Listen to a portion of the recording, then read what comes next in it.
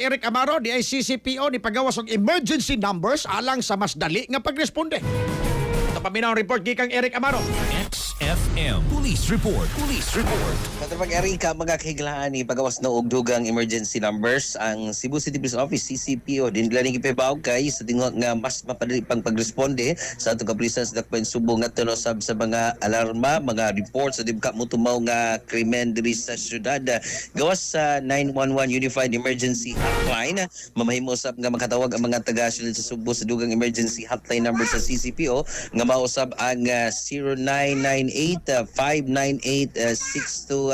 Ayan, mura na magkuan kay na sa 0918. Atong i-kon nga to pang Erika. Mas okay mang 911 ngay.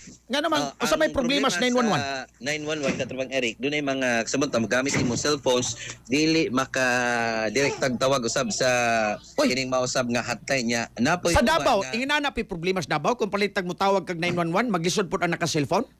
kung magdungan-dungan nga mas maayo gid nga dunay option no? Dunay laing contact or emergency numbers kay palitan daghan ang i-dial sa mosab nga kini pong 911 emergency so busy siya, mabising linya.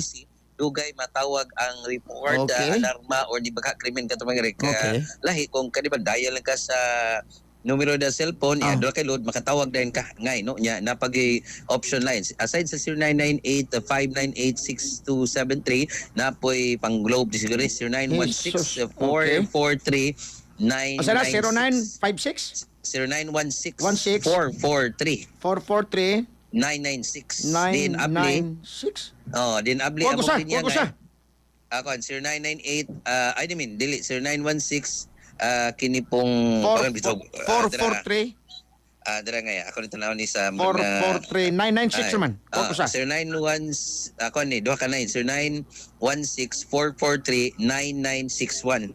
61. Okay. Sakto na ngay no nya diin ang ato sab nga Cebu City Police Office nagkanayon 24/7 abli ni ang mousab nga kining emergency hotline dukang emergency hotline sa CCPO ngay no kay gawas lagi sa kini pong 911 so ang ato mga kigsunos that point suburon maka-report na pod kay lagi na so, importante ni ngay ha, importante gini para sa tanan gyud no mabata matiguang kining nambira nga emergency contact number sa CCPO.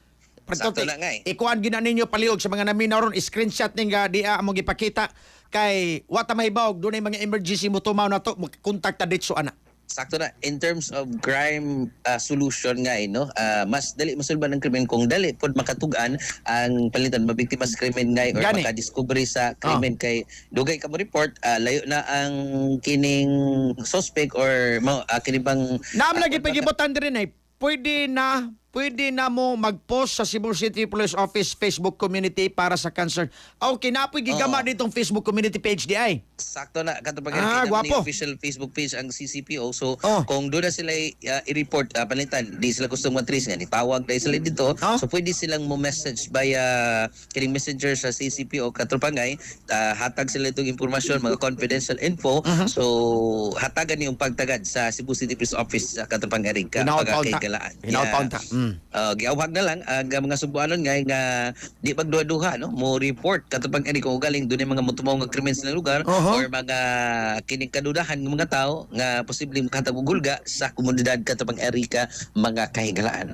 So far nga mo dito kasi sa Cebu City Police Office mga katropa basta kapin sa DIKP nga makanindot ni sa ato sab ga kining panglawas mga kahigalaan good for the heart, memory, immune system.